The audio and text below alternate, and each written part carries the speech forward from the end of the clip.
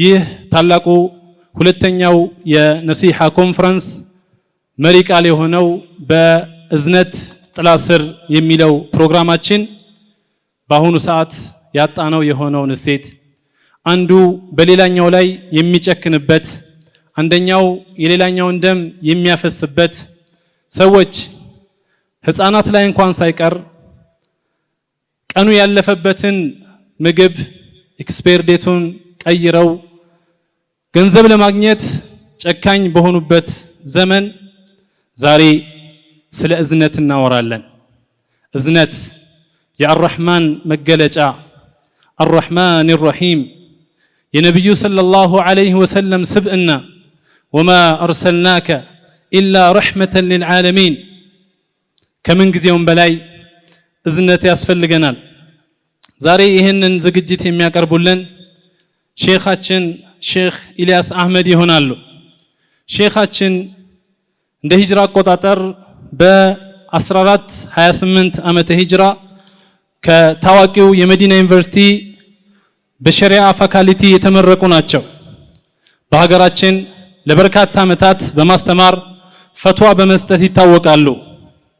በመዲና በሚገኘው መስጂድ ነበዊ በሚገኘው ኩልየተል ሐረም ለበርካታ ዓመታት ከዓለም ሁሉ ለሚመጡ ተማሪዎች ሲያስተምሩ ከቆዩ በኋላ ማህበረሰባቸውን ለማገልገል ወደ ሀገራቸው በመምጣት በነሲሃ ቲቪ በመሳጅዶች እንዲሁም በተለያዩ ሙሐደራዎች ማህበረሰባችንን በማገልገል ላይ ይገኛሉ። ሼኻችን የአዲስ አበባ ከተማ እስልምና ጉዳዮች ዑለማ ምክር ቤት የፈትዋ ኮሚቴ ምክትል ሰብሳቢና የኢብኑ መስዑድ ኢስላሚክ ሴንተር ቦርድ የበላይ ጠባቂ ናቸው። ሼኽ ኢልያስ አህመድ فليتفضل مشكورا ومأجورا. الحمد لله رب العالمين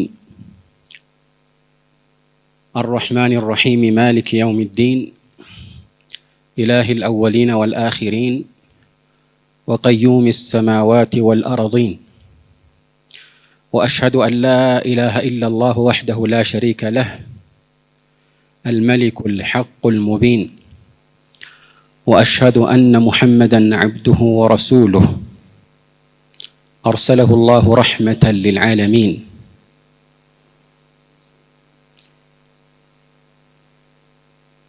أما بعد ይህ ፍጥረተ ዓለም የቆመበት ዋነኛ ህልውና እዝነት ነው ቢባል ማጋነን አይሆንም። አላህ ስብሓነሁ ወተዓላ ለሰው ልጆች የመረጠው ኢስላም አንዱና ትልቁ መገለጫው እዝነት ነው። ይህንን የመረጠልን ጌታችን አዛኝ ጌታ ነው። የላከልን መልእክተኛ የእዝነት ነብይ ናቸው። እኛም እዝነትን እንድንላበስ በተለያዩ አጋጣሚዎች ታዘናል። አላህ ስብሓነሁ ወተዓላ የቁርአን ምዕራፎችን የሚጀምርበት ስም አርራህማን እና አርራሂም የተሰኙት ሁለቱ ዋነኛ ባህሪያቱን የሚያጎሉ ስሞቹ ናቸው።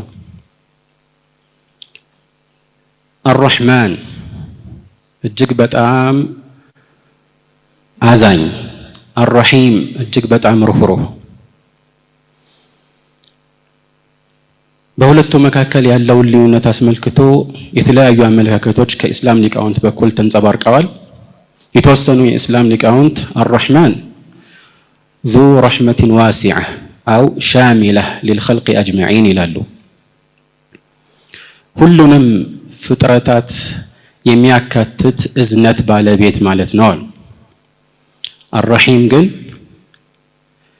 ለሙእሚኖች ብቻ የሚገባ እዝነትንና ርህራሄን የሚመለከት እንደሆነ ገለጹ።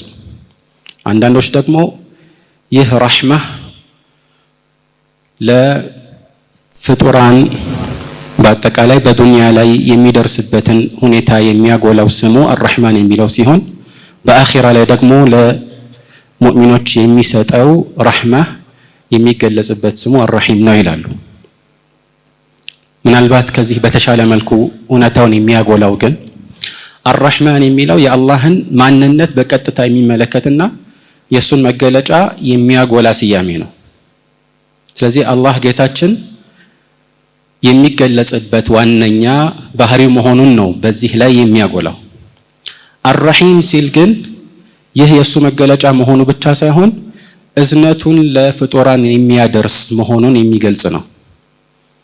ለዚህ ነው በቁርአን ውስጥ ረሕማኑን ቢልዒባድ አው ረሕማኑ ቢናስ የሚል ገለጻ እናገኘም።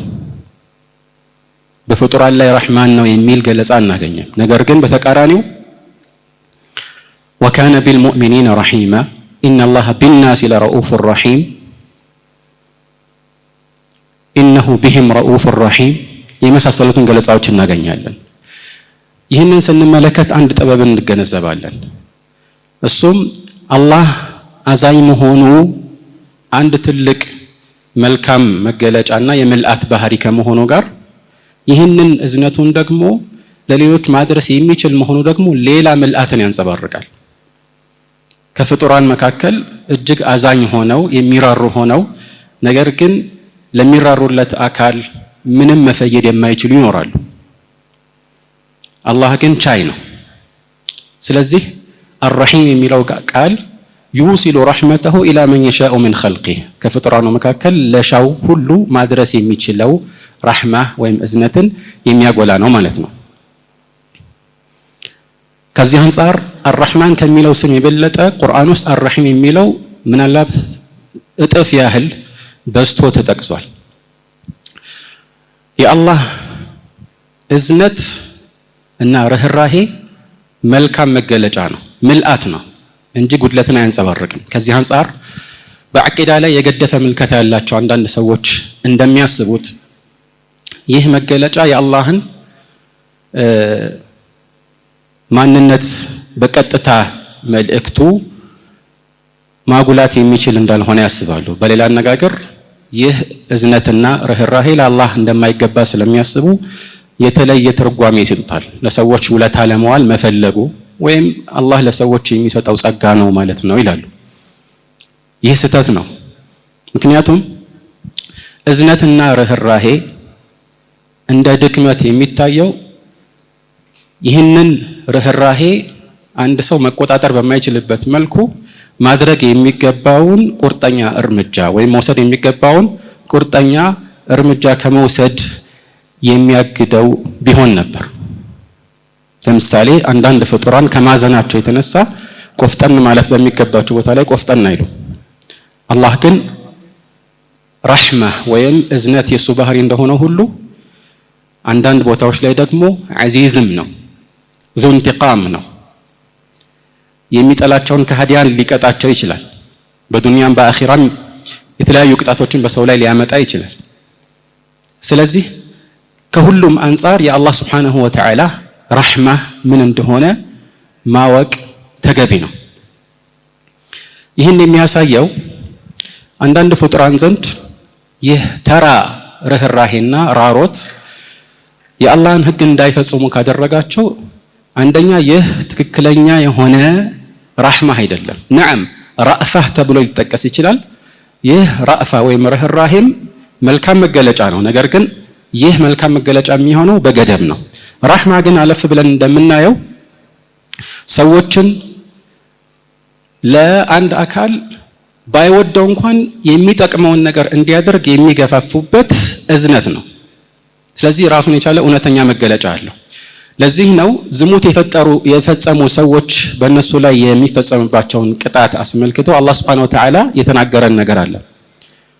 ፈላ ተእኹዝኩም ቢሂማ ረእፈቱን ፊ ዲኒላህ ኢን ኩንቱም ቱእሚኑነ ቢላሂ ወልየውሚል አኺር።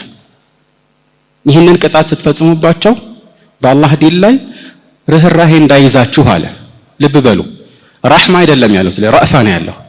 ምክንያቱም በእነሱ ላይ እንዲህ አይነት ቅጣትን መፈጸም ለነሱም ከወንጀላቸው የሚያጠራ አንድ የእዝነት መገለጫ ነው።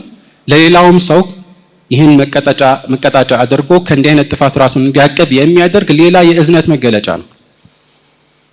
ስለሆነም ይህ እዝነት ራሱን የቻለ ብዙ መገለጫዎች እንዳሉት ወደፊት በምንገልጽበት ሁኔታ ላይ ኢንሻአላህ ይብራራ ይሆናል ማለት ነው።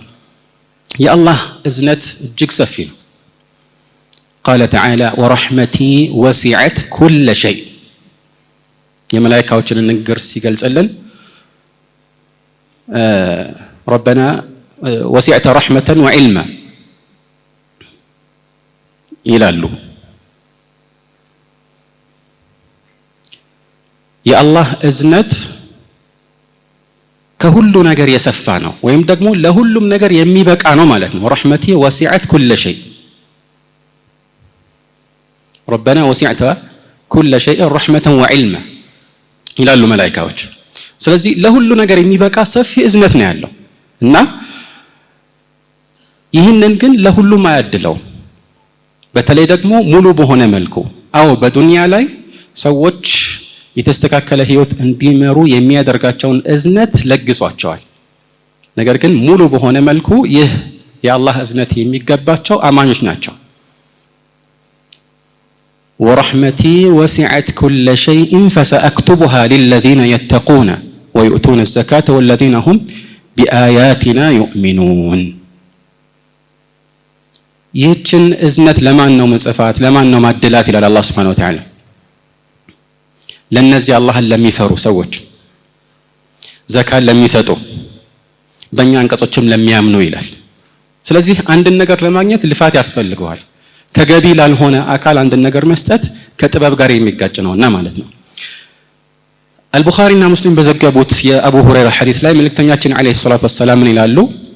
ጀዐለ አላሁ ረሕመተ ሚአተ ጁዝኢን አላህ ሱብሓነሁ ወተዓላ እዝነቱን ማለትም የእዝነት መገለጫ የሆኑትን ስጦታዎቹን ማለት ነው። ምክንያቱም በቋንቋ ደረጃ በአማርኛ አርእስት የምንለው ወይም በአረብኛ መስደር የምንለው አንዳንድ ጊዜ መፍዑል የሆነውን የዚህ ውጤት የሆነውን የድርጊት ውጤት የሆነውን ነገር ሊገልጽ ይችላል። ስለዚህ ይሄ የአላህ ባህሪ የሆነው የሱ መገለጫ ረሕማ ሳይሆን በሱ ረሕማ አማካኝነት የሚከሰቱ ነገሮችን የሚገልጽ ገለጻ ነው ማለት ነው። እዚህ አላህ ሱብሓነሁ ወተዓላ በቁርአን ውስጥ ፍጡራንም ረሕማ ብሎ የጠራበት ሁኔታ አለ።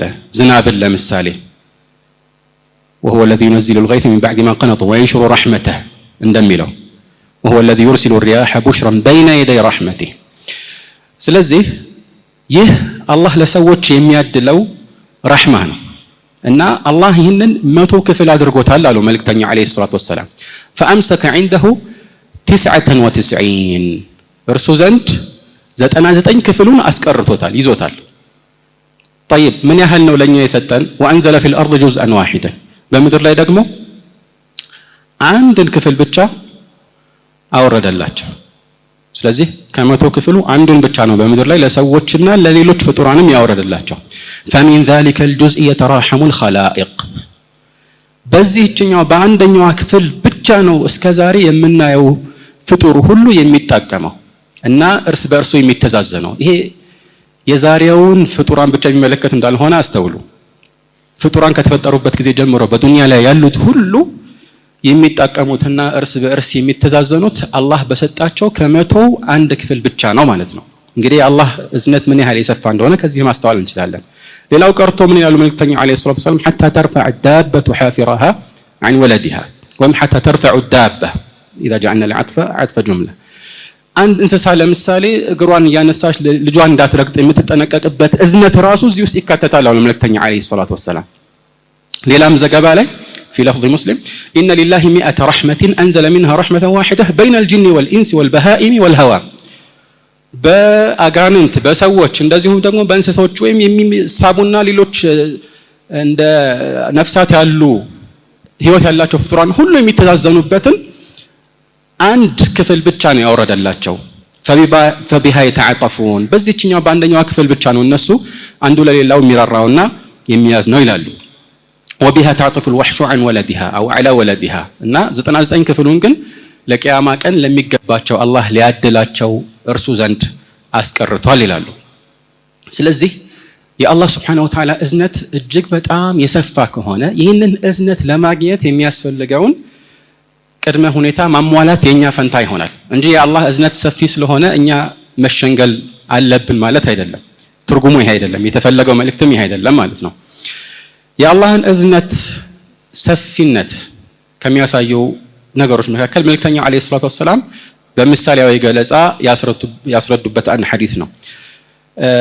አሁንም አልቡኻሪ ሙስሊም በዘገቡት የዑመር ኢብኑ ኸጣብ ሐዲስ ላይ አንድ ጊዜ የምርኮኞች ስብስብ በባርነት የተያዙ ምርኮኞች ስብስብ ወደ መልእክተኛው በመጣበት ጊዜ አንዲት ሴት የሆነ ነገር ታፈላልጋለች እና ለካ የጠፋባትን ልጅ ነው የምታፈላልገው። ሰው ሲተራመስ ልጇ ጠፍቶባት ነው። ከዛ ልክ ልጇን ስታገኝ በጣም ደስ ብሏት ወደ ሆዷ አስጠግታ አቅፋው አጠባችው። መልእክተኛው ይህንን ሁኔታ ተመለከቱና ለሰሐቦች ምን አሏቸው?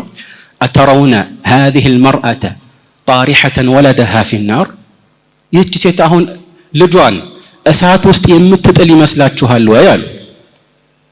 ይህች ሴት በዚህ ሁኔታ ላይ እጅግ የምትራራ ሆና ለልጇ ይህን ያህል ፍቅር ኖራት እሳት ውስጥ ጣይ ብትባል የምትጥል ይመስላችኋል ወይ አሉ። በዚህ ጊዜ ሰሐቦች ምን አላቸው? قلنا لا والله وهي تقدر على الا تطرحه መቼም መጣል እስካልቻለች ድረስ ማለት የሚያስገድዳት የሆነ ነገር ተፈጥሮ እስካልሆነ ድረስ እና አለመጣል እስከቻለች ድረስ ማለት ነው። አለመጣል እስከቻለች ድረስ ይህን አታደርግም አሉ። በዚህ ጊዜ መልእክተኛው አለይሂ ሰላቱ ወሰላም ናሉ ለላሁ አርሐሙ ቢዒባዲሂ ሚን ሃዚሂ ቢወለዲሃ አላህ ሱብሓነሁ ወተዓላ ለባሪያው ይህቺ እናት ለልጇ ከምታዝነው የበለጠ ያዝናል አሉ። ስለዚህ አላህ ሱብሓነሁ ወተዓላ አዛኝ ጌታ ነው። የሱ አዛኝነት ደግሞ በተለያዩ ሁኔታዎች በእኛ ህይወት ላይ የሚንጸባረቅ ነው። በዲናችን ድንጋጌዎች ላይም የሚንጸባረቅ ነው። የኛን ህይወት ስንመለከት አላህ የሰጠን ጸጋዎች የሱን እዝነት ያንጸባርቃሉ። ወንጀሎቻችንን አላህ ለሰዎች ሳያጋለጥብን ደብቆ ማቆየቱ፣ ይህም ብቻ አይደለም በዚያው ወንጀላችን ወዲያው ቅጣት በእኛ ላይ አለመላኩ፣ ይሄ ሁሉ የሱን እዝነት ያሳያል። ተውበት እንድናረግ ጊዜ መስጠቱ እና የመሳሰሉት ነገሮች ይህ እምነት የእዝነት እምነት እንደሆነ የሚያሳዩ ናቸው። ይህ ሲባል አንዳንድ ጊዜ በተለይ ሙስሊም ያልሆኑ ወገኖች የሚያነሱት አንድ ውዥንብር አለ። ይሄ ውዥንብር ጭራሽ በፈጣሪ የማያምኑ አንዳንድ ሰዎች የሚያነሱት ከመሆኑ ጋር አንዳንድ ጊዜ ሙስሊሞችም ይህንን ውዥንብር ሳይሰሙ ራሱ ሐሳቡ በአእምሯቸው ውል ይልባቸዋል። እንደምታውቁት አንድ ውዥንብር በአእምሮ ስለመጣ ብቻ እኛ ተጠራጠርን ማለት አይደለም። መልሱን ስላላወቅን ወይም ደግሞ እንደ አዋቂ ማስረዳት ስላልቻልን ይህን አስመልክቶ ጥርጣሬ ውስጥ ገባን ማለት አይደለም። ዞሮ ዞሮ የሸይጣን ጉትጎታ የሱ ተግባር ነውና እኛ እንጠየቅበትም። ስለዚህ እንዲህ አይነት ሐሳብ በአእምሯችን አንዳንዴ ውል ሊል ይችላል። እሱም ምንድነው? አላህ Subhanahu Wa Ta'ala አዛኝና ሩህሩህ ጌታ ከሆነ በምድር ላይ የሚከሰቱ ብዙ ሰቆቃዎችና ችግሮች አሉ። ብዙ ሰዎች ያለ አግባብ በሌሎች እየተጨቆኑ የሚኖርበት ሁኔታ ብዙ ነው። የምናያቸው የፍጡራን ጭካኔዎች በየቦታው መጥፎ ተጽዕኖችን ሲያሳድሩ እናስተውላለን እና ታዲያ አላህ Subhanahu Wa Ta'ala ይህንን ነገር ማስቆም ይችላል። ቻይ ከሆነ ጌታችሁ ይህንን ማስቆም እየቻለ ሰው ሲቸገር ለምን ዝም ብሎ ይመለከታል የሚሉ ጥያቄዎች አሉ እና እነዚህ ጥያቄዎች በመሰረታዊ ይዘት የሚነሱት ከማያምኑ ሰዎች እንደሆኑ ገልጬላችኋለሁ እና ይህን አስመልክቶ ሳናሰፋ ባጭሩ በተወሰኑ ነጥቦች አጫጭር ምላሾችን ማስፈር እንችላለን እና የመጀመሪያው ምንድነው? ይህ ህይወት የፈተና ህይወት ነው። አላህ ወደዚህ ያመጣን እንድንደሰትና እንድንመቻች ወይም በዚህ ህይወት ላይ የተለያዩ የደስታ እና የፍስሃ ምቾቶችን እንድንጎናጸፍ አይደለም። የፈተና ህይወት ነው። ይህ አጭር ህይወት ወደ ዘላለማዊው የአኺራ ህይወት የምንሸጋገርበት ድልድይ ነው። ስለዚህ ይህ ህይወት ፈተና ከሆነ የምንፈተነው ደግሞ በጥሩም በመጥፎም ነው። ወነብሉኩም ቢሸር ወልኸይር ፊትነተን ወኢለይና ቱርጀዑን፣ በመጥፎም በጥሩም እንፈትናችኋለን ይላል።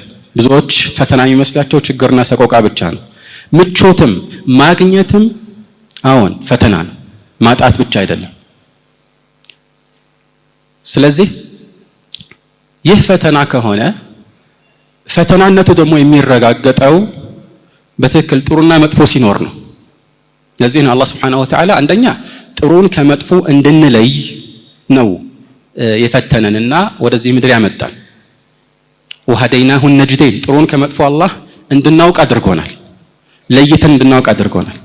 ታዲያ ይህንን ፈተና ማሳካት የሚቻለው የግድ እንዲህ አይነት ተቃራኒ ነገሮች በፍጥረተ ዓለሙ ሲገኙ ብቻ ነው። ጥሩን አታድርጉ መጥፎውን ደግሞ ጥሩን አድርጉና ፈጽሙ መጥፎውን ተከልከሉ የሚል ትዕዛዝ ሲመጣልን።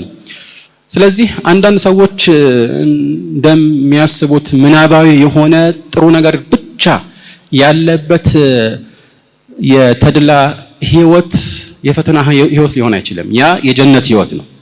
ወደፊት ይህንን ፈተና ስናልፍ ልንጎናጸፈው የምንችለው ሽልማት ነው።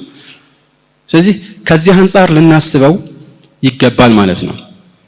ከዚህ ቀደም እንዳልኳችሁ ብዙዎች ይህንን ስላልተገነዘቡ ነው በፈጣሪ የማያምኑ ሰዎች የሚያመጡት ጥያቄ ከነሱ አእምሮ መዝቀጥ ጋር አብሮ የሚሄድ ደረጃ ላይ ያለ ጥያቄ ነው። ስለዚህ እነሱ ይህንን ስለማያምኑ ለምን ታዲያ አላህ ዝም ብሎ ይተወናል የሚል ጥያቄ ሊያነሱ ይችላሉ ማለት ነው። ሌላው ደግሞ ፈተናነቱን የሚያረጋግጠው ነጥብ ምንድነው?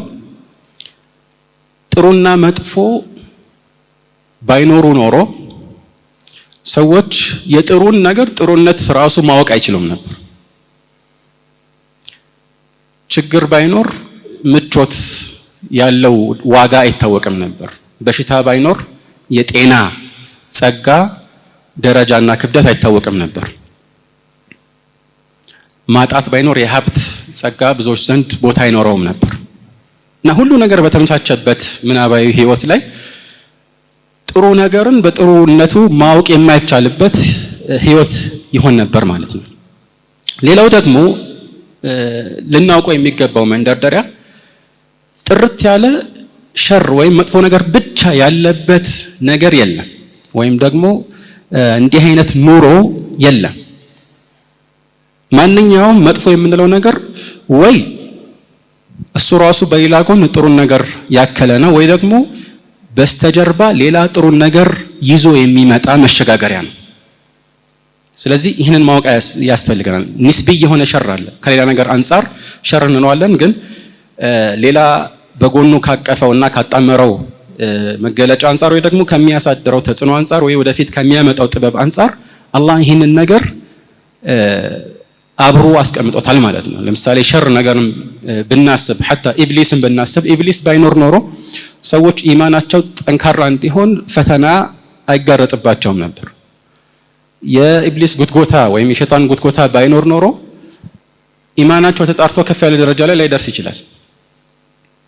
ወይም ከዚህ ውጭ ያሉ ችግሮችን ስንመለከት እነዚህን ችግሮች አስበን ከነሱ ለመጠንቀቅ በምናደርገው ጥረት ወይም ደግሞ ሌሎችን በችግራቸው ላይ ለማገዝ በምናደርገው ጥረት ሁሉ የምናገኘው ነገር አለ እና አላህ እነዚህ ነገሮችን ማድረጉን ስናስብ እንዲያው ከእዝነቱ አንፃር አላህ አዛኝ አይደለ ወይ የሚለውን ነጥብ ብቻ አይደለም ማሳት ያለብን። አላህ አዛኝ እንደሆነው ሁሉ አዋቂም ነው፣ ስለወደፊቱ ያውቃል። አላህ አዛኝ እንደሆነው ሁሉ ጥበበኛ ነው። አላህ አዛኝ እንደሆነው ሁሉ ፍትህኛም ነው። የእሱ እዝነት የማይገባቸውን ሰዎች ላይሰጣቸው ይችላል፣ ይህን ላያድላቸው ይችላል። ስለዚህ ይህንንም ማሰብ አንድ ተገቢ የሆነ ቁም ነገር ነው ማለት ነው። ታዲያ ቅድም እንዳልኩት በአንድ ነገር ውስጥ ያሉትን መልካም ነገሮችን ራሱ ማሰብ አንድ መሰረታዊ ነገር ነው። ምክንያቱም መጥፎ ነገር መኖሩ ወይም መሰቆቃ፣ ችግር መብዛቱ አንደኛ እነሱ እንደሚያስቡት ከኸይር አንፃር በጣም ጥቂት ነው፣ ኢምንት ነው። ለምሳሌ በግለሰብ ደረጃ አንድ ሰው አንድ አይኑ ቢጠፋ እከሌ በጣም ተቸገረ፣ አንድ አይኑ እኮ ጠፋ ይባላል። طيب ሌላኛው አይኑስ፣ ጭንቅላቱስ፣ አፍንጫው፣ አፉ፣ ሌላው መላው የሰውነት አካሉስ እያንዳንዱ ነገር የራሱን ተገቢ ስራ እየተወጣ ባለበት ሁኔታስ ይሄ የአላህ እዝነት አይደለም? ይሄ ብቻ አይደለም። ችግርተኛ የሚባሉ ሰዎችና ችግርተኛ ያልሆኑ ሰዎችን እናስተያይ። ያኒ የታመሙ ሰዎች ይበዛሉ ወይስ ጤነኞች ይበዛሉ? በእርግጠኝነት ጤነኛ ነው የሚበዛው። የታመሙ ሰዎች ሲታመሙ ዜና የሚሆነው ለዚህ እኮ እከሌ እኮ ጤነኛ ነው የሚል ዜና ሰምተን አናውቅም አይደል? አዲስ ነገር አይደለም፣ መሰረታዊ ይዘቱን የቀጠለ ነገር ነው። ታመመ የሚባለው ግን አዲስ ዜና ነው። ጦርነት ያለበት ቦታ ስንት ነው በዓለማችን ላይ? ውስን ቦታዎች ናቸው። በሰላም የሚኖሩ ሀገራት ይበዛሉ። በአንድ ሀገር ላይ ጦርነት ቢኖር ራሱ ሙሉ ሀገሩ በጦርነት ታመሰ ማለት አይደለም። ስለዚህ መጥፎ ነገር መኖሩ የአላህን አዛኝነት ጥርጣሬ ውስጥ ይከታል የሚሉት አላዋቂዎችን ወሬ ስንመለከት طيب ጥሩ ነገር ያውም እጥፍ ድርብ ሆኖ ከምናስበው በላይ በዝቶ ሳለ ይሄ ለምን የሱ መኖርን የሱን እዝነት የሱን ቻይነት አያመላክትም? በእርግጠኝነት ያመላክታል፣ ይበልጥ ያመላክታል እንዲያው። ነገር ግን መረሳት የሌለበት ቅድም እንዳልነው አላህ አዛኝ ብቻ ሳይሆን አዋቂም ነው። አዛኝ ብቻ ሳይሆን ጥበበኛም ነው። ስለዚህ ከሱ ጥበብ አንፃር እነዚህ ነገሮች ማገናዘብ አለብን። ነገር ግን ብዙ ሰዎች እነዚህን ጥበቦች ላያውቁ ይችላሉ።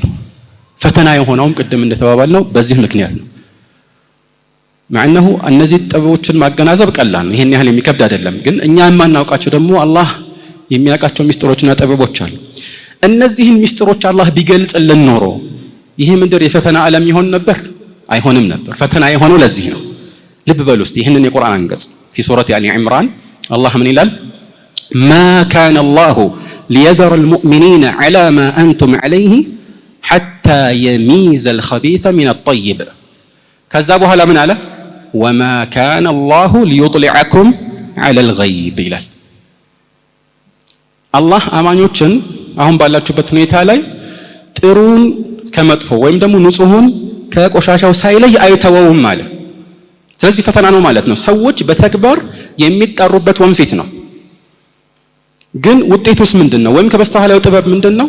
ምን አለ ቀጥሎ? ወማ ካነ አላሁ ሊዩጥሊዐኩም ዐላ አልገይብ። አላህ ግን የሩቅን ሚስጥር ሊያሳውቃችሁ አይደለም። የወደፊት ጥበቡ እንዲህ ነው እያለ ሊገልጽላችሁ አይደለም፣ አይገልጽላችሁም ማለት ነው። ፈተና ነው። ስለዚህ ይህንን ነገር አጣምሮ መመልከት ተገቢ ነው ማለት ነው።